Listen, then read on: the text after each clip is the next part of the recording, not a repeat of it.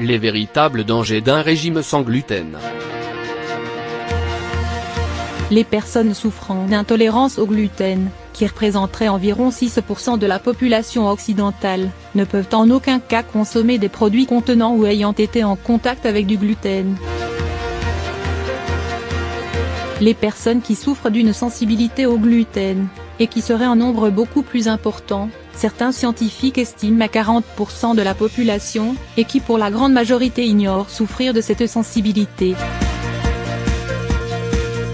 Pour ces personnes, l'amélioration de leurs problèmes de santé ne pourra se faire qu'en éliminant le gluten de leur diète. Sur ce sujet on peut lire notre chronique, La sensibilité au gluten, un mal sournois en pleine croissance. Le sujet du sans gluten est devenu très populaire et il se publie une multitude d'ouvrages et d'informations sur le sujet.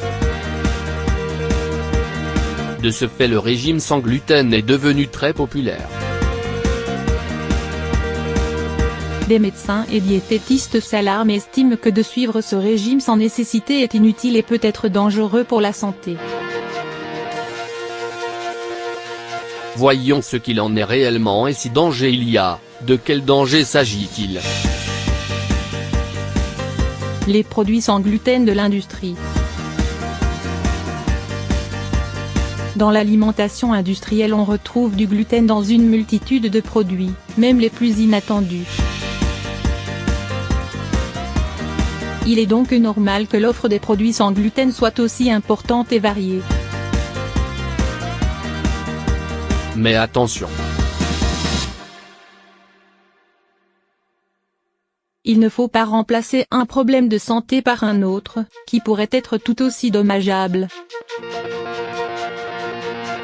Le véritable danger de l'alimentation sans gluten vient bien de l'industrie alimentaire. Supprimer de sa diète des produits contenant du gluten et les remplacer par d'autres aliments sains est une action gagnante, mais encore faut-il comprendre ce que signifie aliment sain et santé. La grande majorité des produits sans gluten offerts dans le commerce remplacent la farine de blé, d'orge ou de seigle par des farines à très haut pouvoir glycémique, pauvres en fibres. Ils contiennent également une liste beaucoup trop importante d'additifs destinés à maintenir l'homogénéité, la texture et le goût du produit. Les mélanges de céréales utilisés pour remplacer le blé sont généralement beaucoup plus glycémiques que le blé lui-même, probablement parce que plus pauvres en fibres. Les céréales sans gluten utilisées sont principalement le riz, le maïs, le sorgho, le tapioca et le quinoa.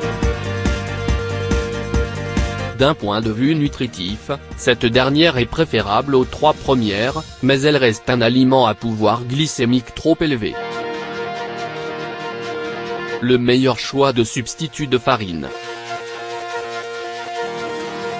Il est donc important de favoriser les substituts de farine de blé par des farines ou poudres à base d'amandes et de noix de coco, qui contiennent surtout des oléagineux favorables à la santé, et sont très pauvres en glucides. La farine de pois est riche en protéines et la banane plantain, très riche en minéraux, comme le potassium, est également un bon choix. Lorsque l'on adopte ce genre de régime, il est mieux de réduire le plus possible la consommation des glucides sous forme de céréales et augmenter sa consommation de légumes, petits fruits et noix. Apprendre à faire soi-même les pains, muffins et galettes sans gluten, en utilisant les farines mentionnées dans notre meilleur choix. Il existe d'excellentes sources d'informations et de formation à ce sujet, particulièrement sur Internet. Conclusion.